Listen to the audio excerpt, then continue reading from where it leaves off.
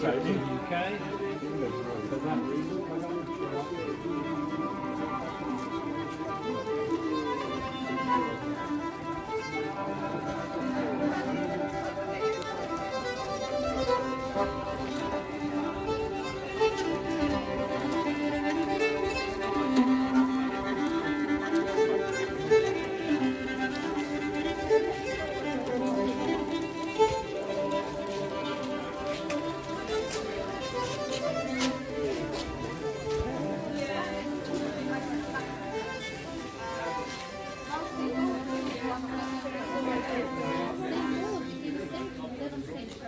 after that, Christianity was divided into two branches.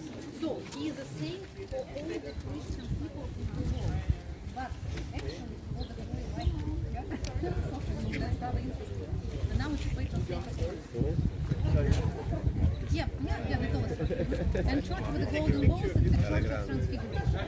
Of course, our TV tower on the horizon. Yeah, you see. Also nice option. But please, it's beautiful, but it's necessary to have super clear data.